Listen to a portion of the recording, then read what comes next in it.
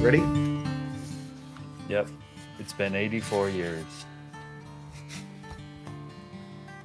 Before the Fellowship was the greatest story you've never heard. I'm Greg. I'm Cameron.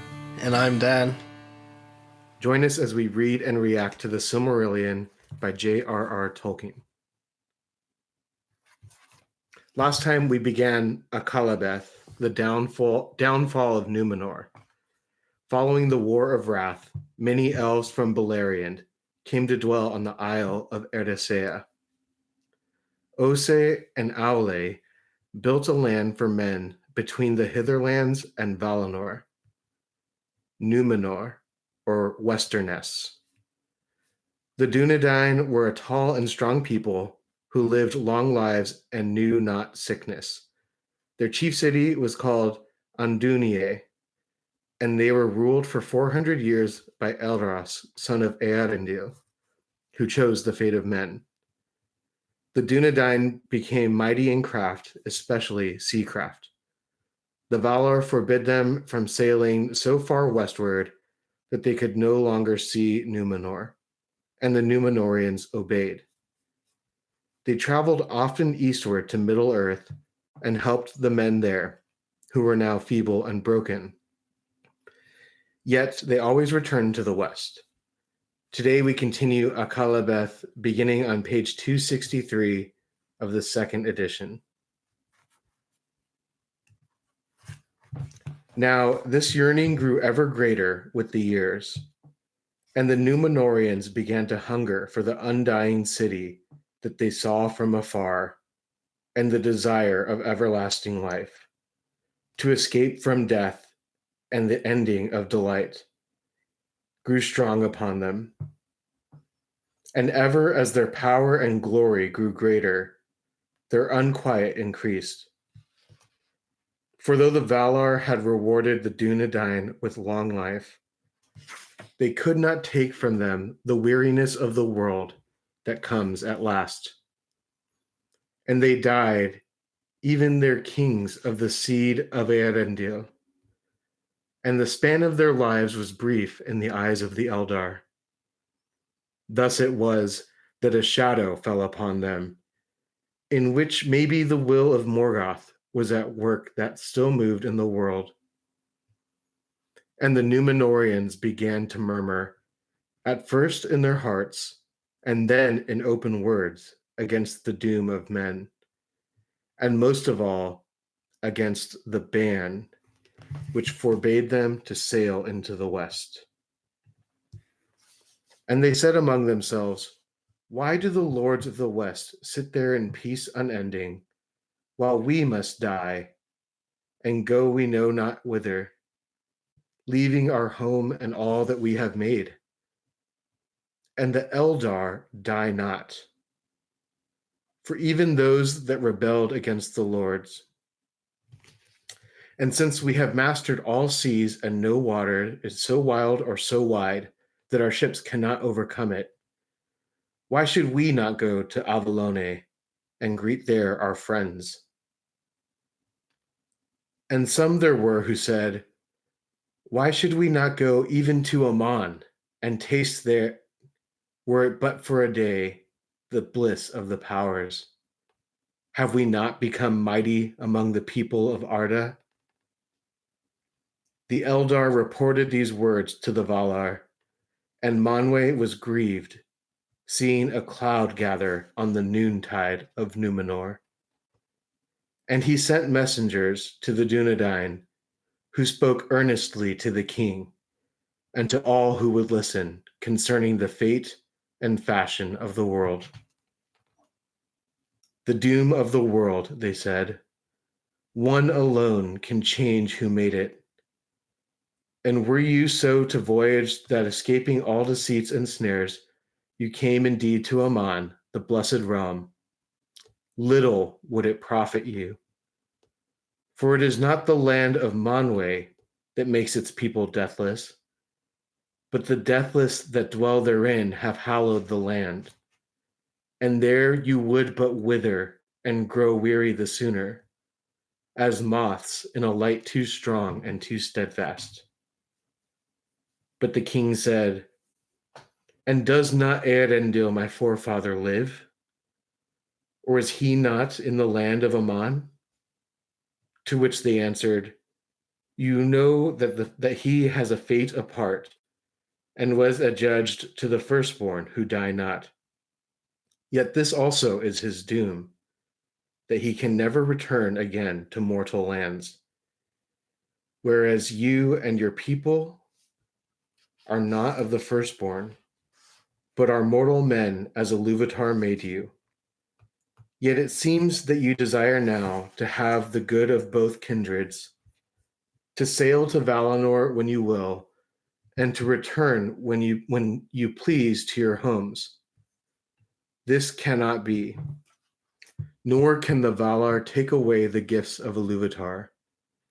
The Eldar, you say, are unpunished, and even those who rebelled do not die.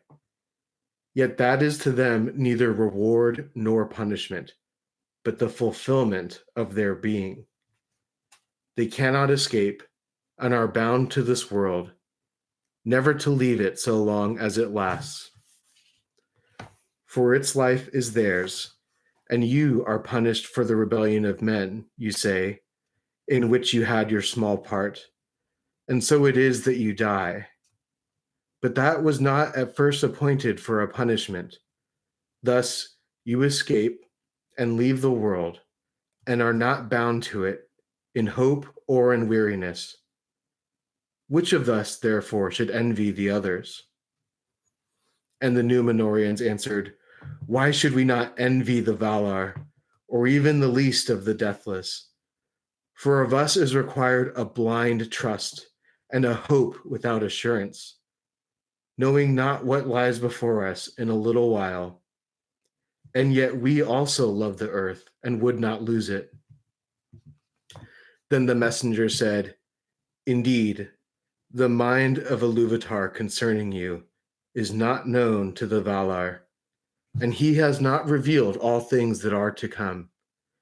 But this we hold to be true, that your home is not here, neither in the land of Aman, nor anywhere within the circles of the world. And the doom of men, that they should depart, was at first a gift from Ilúvatar. It became a grief to them only because, coming under the shadow of Morgoth, it seemed to them that they were surrounded by a great darkness, of which they were afraid. And some grew willful and proud and would not yield until life was reft from them. We who bear the ever-mounting burden of the years do not clearly understand this. But if that grief has returned to trouble you, as you say, then we fear that the shadow arises once more and grows again in your hearts. Therefore, though you be the Dunedain, fairest of men, who escaped from the shadow of old and fought valiantly against it, we say to you, beware. The will of Eru may not be gainsaid, and the Valar bid you earnestly not to withhold the trust to which you are called, lest soon it become again a bond by which you are constrained.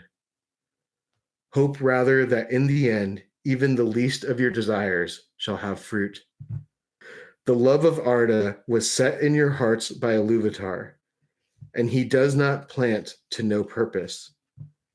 Nonetheless, many ages of men unborn may pass ere that purpose is made known, and to you it will be revealed, and not to the Valar. These things took place in the days of Tar-Kiriatan, the shipbuilder, and of Tar-Atanamir, his son. And they were proud men, eager for wealth. And they laid the men of Middle-earth under tribute, taking now rather than giving. It was to Tar-Atanamir that the messengers came, and he was the 13th king, and in his day the realm of Númenor had endured for more than 2,000 years, and was come to the zenith of its bliss, if not yet of its power. But Atanamir was ill pleased with the counsel of the messengers and gave little heed to it. And the greater part of his people followed him, for they wished still to escape death in their own day, not waiting upon hope. And Atanamir lived to a great age, clinging to his life beyond the end of all joy. And he was the first of the Númenorians to do this, refusing to depart until he was witless and unmanned, and denying to his son the kingship at the height of his days. For the lords of Númenor had been wont to wed late in their long lives, and to depart and leave the mastery to their sons when these were come to full stature of body and mind. Then Tar-Ancalimon, son of Atanamir, became the king, and he was of like mind, and in his day the people of Númenor became divided. On the one hand was the greater party, and they were called the king's men, and they grew proud and were estranged from the Eldar and the Valar. And on the other hand was the lesser party, and they were called the Elendili, the elf friends. For though they remained loyal indeed to the king and the house of Elros, they wished to keep friendship of the Eldar, and they hearkened to the counsel of the lords of the West. Nonetheless, even they, who named themselves the faithful, did not wholly escape from the affliction of their people, and they were troubled by the thought of death. Thus the bliss of westernness became diminished, but still its might and splendor increased. For the kings and their people had not yet abandoned wisdom, and if they loved the Valar no longer, at least they still feared them. They did not dare openly to break the ban or to sail beyond the limits that had been appointed. Eastward still they steered their tall ships, but the fear of death grew ever darker upon them, and they delayed it by all means that they could.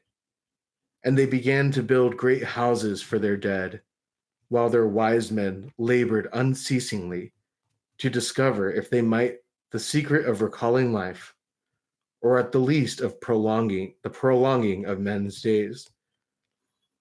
Yet they achieved only the art of preserving incorrupt the dead flesh of men.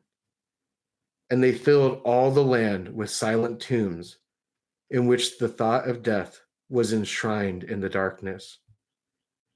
But those that lived turned the more eagerly to pleasure and revelry, desiring ever more goods and more riches.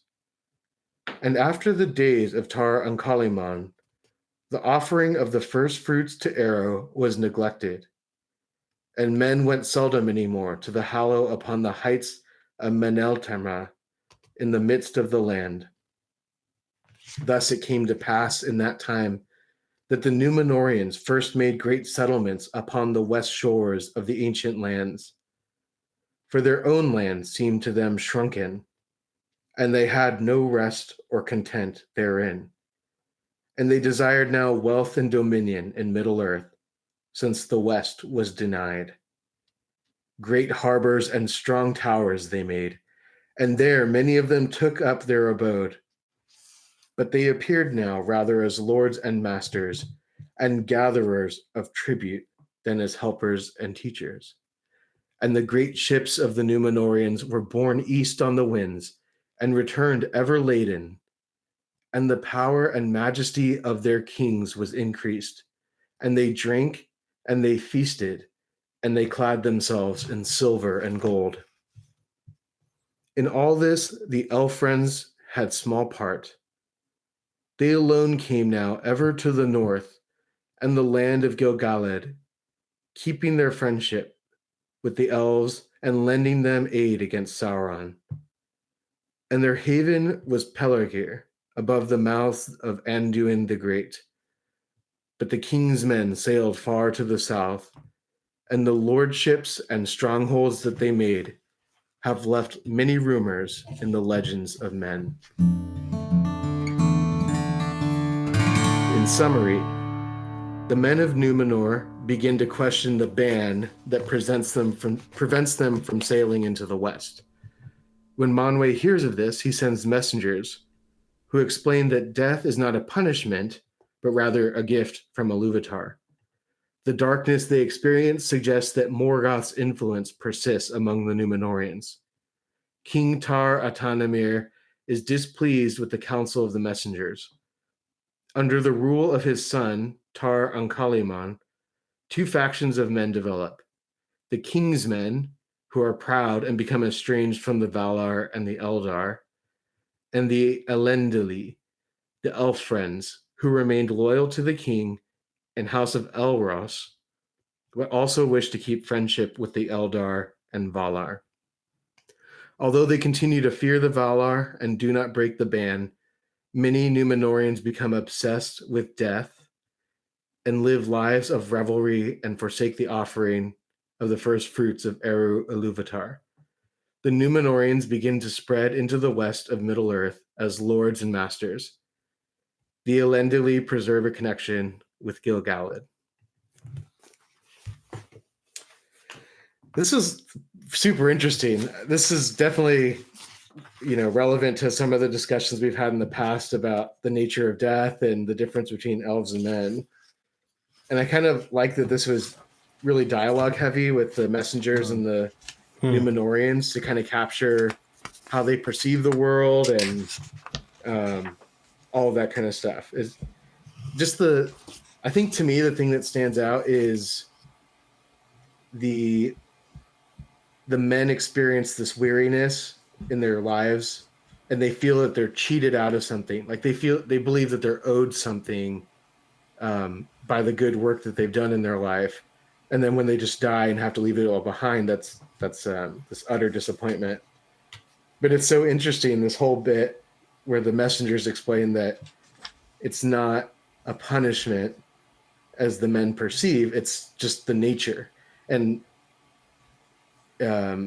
immortality is not a gift it's not like a reward, I should say. It's not a reward, an earned reward that the Eldar have. It's just their nature. That it is a gift, but it's just their nature. Very interesting. The men want to live longer, to enjoy and have conquest on the land. But the elves, on the other hand, the Eldar have a weariness about them because they can't leave the land. Like they're tied to the land. And that's why the death is called a gift. Yeah, it is interesting. I think Tolkien's so deft at dialogue. Like, I think the best parts in the films, when you watch Peter Jackson's Lord of the Rings, is when they're just quoting from the book. It's like, it sounds so good. Yeah, I really loved all the dialogue as well. The theme of death, I underlined a lot about death. The idea that, first of all, that Morgoth's shadow is still alive, and they begin to murmur, and they want to avoid death. And there's this sense of, he mentions it a couple times, like clinging to life and not accepting death. And then, at the top of 266, it says, Atanamir, he was clinging to his life beyond the end of all joy. So just like there's a point where your life is over and you're either going to be dead or you're going to be miserable. And he's clinging to his life. And there's also themes of that with Bilbo, because of the ring, who feels like he's butter stretched out over too much bread. How Smeagol turns into Gollum. He's just like, every day becomes a weariness, and like days turn into years, and the ring wraiths, they're not dead, but they're also not alive. They're just like existing. And Fëanor being corrupted by the luster of the Silmaril. I don't think that ever happened. He does. He becomes prideful. He does. He absolutely does. I'm just joshing. Sorry, I derailed your points. No, that was my point. Like the line in the middle of 265. Some grew willful and proud and would not yield until life was reft from them. Like, just, you've seen at least death scenes in movies where people like struggle and grit their teeth and they have like this painful, kind of maniacal death. But then you have other people who die kind of like willingly, in a sense that they're giving up their life. So I found that fascinating. I found Go ahead. On the theme of death, I found, we've transitioned from it being the gift of men to the doom of men. I found that just great meditation fodder. Well, partially because I think, like, modern man, if you're Catholic or Christian, you've got to wrestle with some modern questions like, well, is the world, young, or is it millions of years old? And if it's millions of years old, then that means that death was around before the garden. Things were coming into being and out of being through a process of birth and life and death, over and over again. And I wonder how much Tolkien was wrestling with those questions himself as a scholar and an intellect. And as one obsessed with death. And one obsessed with death too.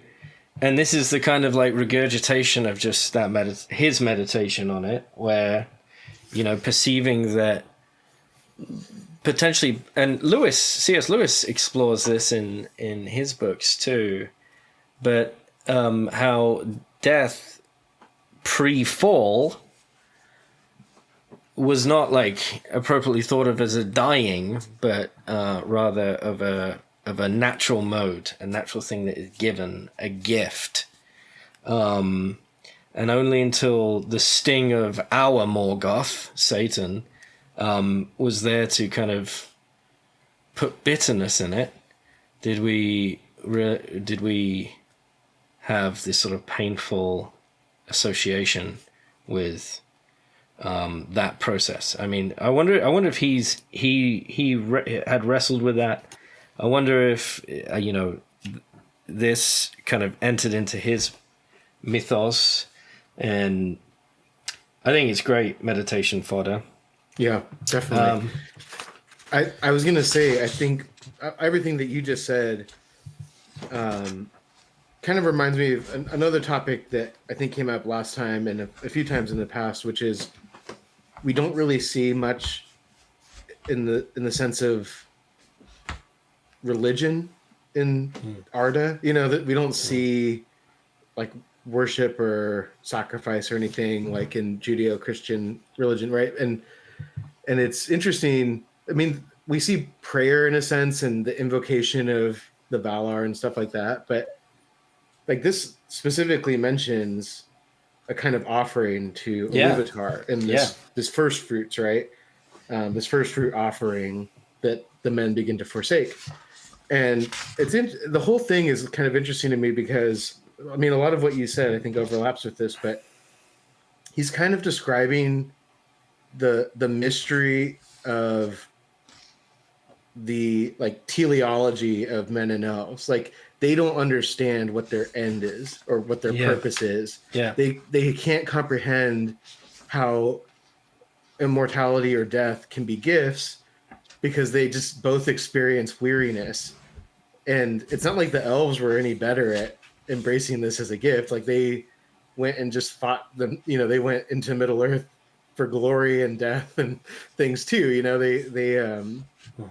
They kind of abandoned the gift that was offered to them, except for the Vanyar. They were cool. But like for men too, they don't understand this gift or how it can even be a gift there's like this really profound misunderstanding there, where not only do they not see it as a gift, they see it as like a curse or a punishment, and that totally warps how they perceive their whole world. Yeah. Like when they misunderstand death as a gift, then they start reaching for things that are unnatural, that are not ordered to their proper end, right? Where they, like Cameron, you were saying, they seek to prolong their life. And it's so grotesque, isn't it? How it talks about they're like, they send their, their smartest people to try to discover ways to bring someone back from life or prolong it at least. And all that they can figure out how to do is make dead people incorrupt, which kind of just like, it's we like can make mummies. Yeah. And that's kind of what they do, right? They make these big houses for the dead. Yeah. They make these great shrines for the dead.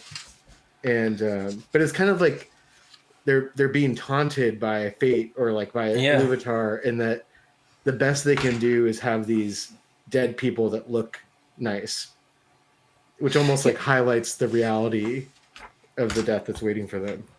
But it's interesting because Tolkien, is famous for saying that he hates allegory, right? And there's not like direct allegory here, like, well, I mean, maybe there is, but there's an analogy, like in an analogous way, we can kind of understand ourselves in a way through some of these writings. You throw off God and you neglect offering to him, and what's left but kind of yourself. And it says, what does it say? It says something about tax, even.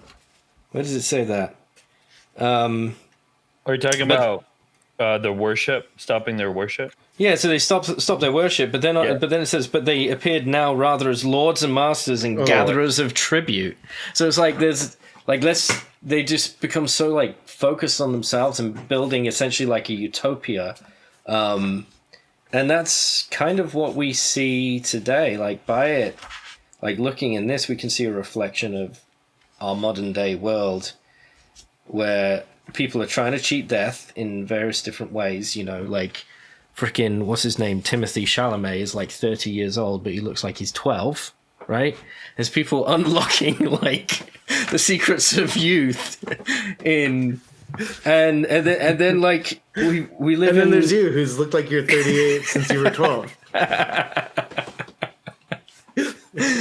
Yeah, I mean, I hope I move beyond 38. Yeah, someone like George Clooney looks like he's been 50 for 50 years. Right, yeah. It's like we're focused on that way too. He's looked like he was 55 his whole life.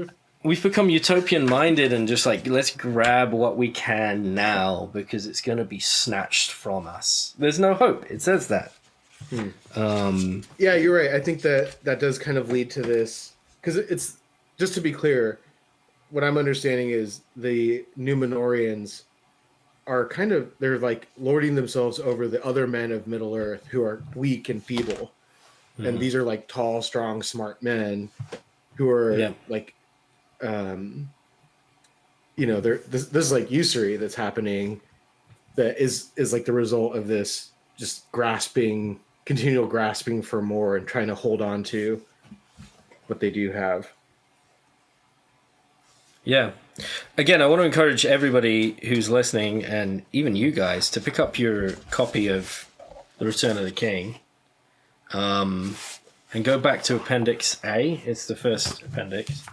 And they actually have like a summary of the Silmarillion in like 4 paragraphs. So that's cool. It's like a page. Oh, that is cool. And then they have the names in order of all of the kings that we heard of a couple of them today. Tar-Atanamir, Tar meaning king, and then Tar-Kirtan and Tar-Minister.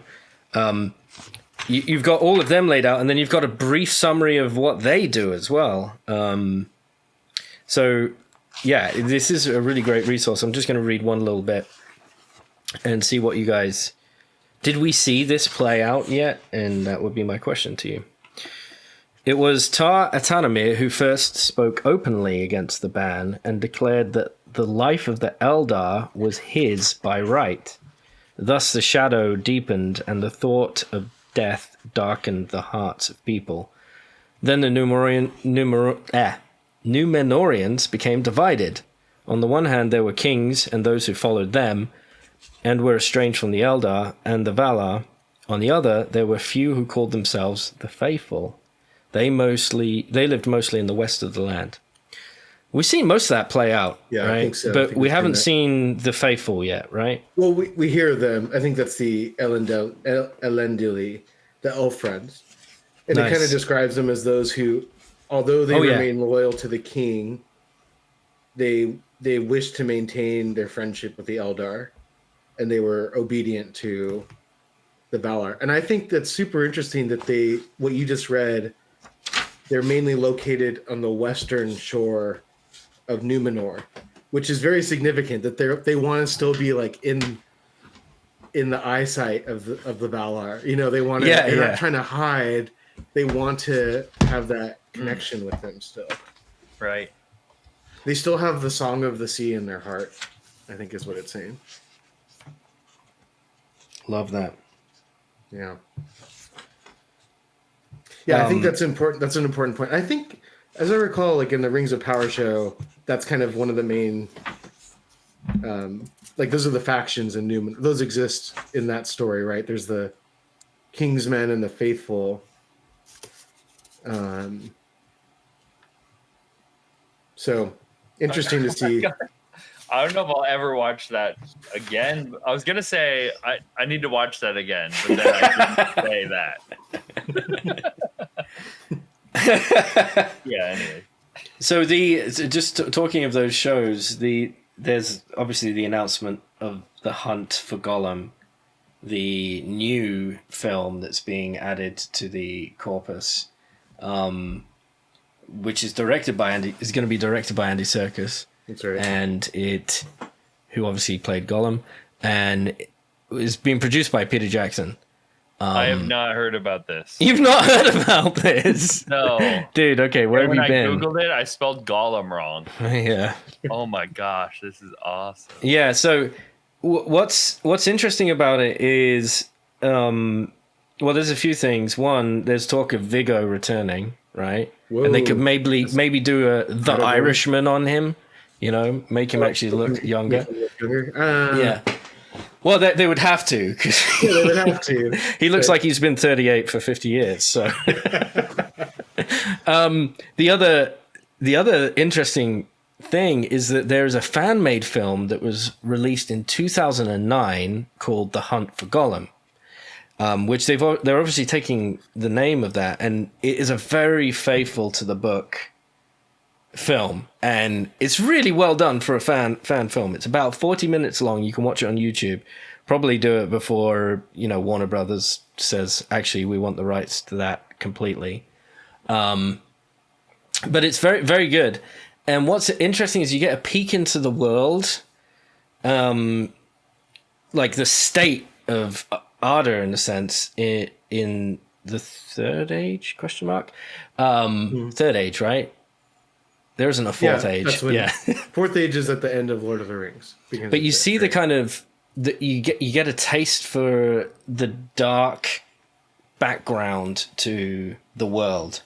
Like you kind of get this wrong impression, I think, when you watch the films, because it starts in the Shire and it's all nice and Wizard arrives precisely when he means to. And they're snuggling each other and it's all happy and there's butterflies and schmoodling, fireworks and everything just seems rosy and nice. But this film, like, you see the kind of grittiness of the state of men a little bit.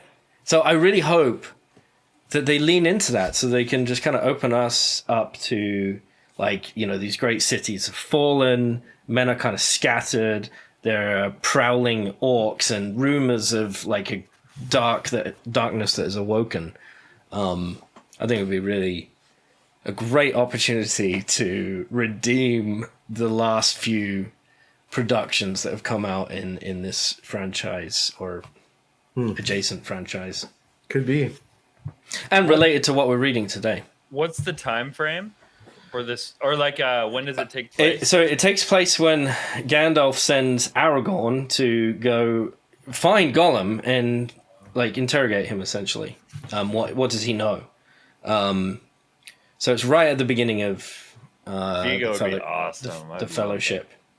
It'd be cool. I'd be fine if they did a little bit of, deep fake or whatever. Now, just a minor correction on what you said. The beginning of Fellowship is very dark and very epic. No, the movie. I'm talking about the movie. You get the wrong impression from the movie. In the movie, it has the voiceover Galadriel. It talks about the rings, and then there's the great battle with Sauron, and then... But that feels like it's in a distant past. It doesn't... It feels disconnected. It's a good backdrop to it. Well, but I don't know. I do think though, like, it's true what you said about the Shire, but as soon as they leave the Shire, there's like dangers all over the place, Yeah, yeah. So they're kind of aware. But it's set. I don't know. It's not as. You need to watch the Hunt for Gollum, the fan film. I'd be interested in seeing that. I'm agreeing. I do agree. The Shire to look more like England and be all overcast. Shire looks great. It already looks like England on, one of the 60 days that there's sunshine in a year. I think we've talked about this before, Dan. But when I also really loved the movie 28 Days Later when it came out, and there's the part where what's his name? Cillian Murphy. Let's just no. The older Brendan Fraser. No, you know who I'm talking about. No, I don't. The dad in that movie. Okay, yeah. Yeah. He I forget his name, but British actor. Yeah. Yeah, he. They're on the roof and they have the buckets, and he's like, "No bloody rain in England," Of course, and I didn't really know that about England as a kid. Oh, interesting. I was like, I guess I understand what he's saying, but. Speaking of sequels, they're making a 28 Years Later, supposedly. That's not a joke. Oh, okay. It would be a good joke. I would have accepted it as a joke. 15 years from now, they're making it? Has it been 28 years since that movie came? No, it hasn't. I wasn't 10 when I watched it, was I? Could have been. I don't think so, but we're getting close. We are getting close. Yeah. Well, back to the text here. We'll talk about the Hunt for Gollum when it comes out, but 2026. I did notice. It said at the very end of the reading, it said that the elf friends, the faithful, the Elendil, aided the elves against Sauron. We haven't really heard anything about what Sauron's up to, right? I don't think so far. Have we? No. No, I think... Did we hear his name mentioned? At the very end of this reading. But I don't think we've heard it so far in Ancalimon. So I think it's just suggesting that he's doing his own stuff. In his wispy form. Yeah. Or is he not wispy at this point? Yeah, this is the first time in a Calabath. I just checked the index. Okay, so he's actually in bodily form. He's not wispy yet. I just read ahead to the next paragraph. We're going to hear more about him next time. Yeah, so it's the next we'll just leave it there. So that might be a good place for us to wrap up. We'll hear more about Sauron. To be continued. If you like what you hear, go ahead and rate us. What do we say now? A whole Silmaril. I'll take one. Just one is good enough? We'll take one Silmaril out of one. It's at least 5 stars, one Silmaril is. So, yeah. We were asking for 15 stars this whole time, but 5 is enough now. Yeah. Follow us everywhere Before the Fellowship and join the discussion on Discord. Send any comments or questions to beforethefellowship@gmail.com. Join us next week as we read the greatest story you've never heard, The Silmarillion by J.R.R. Tolkien.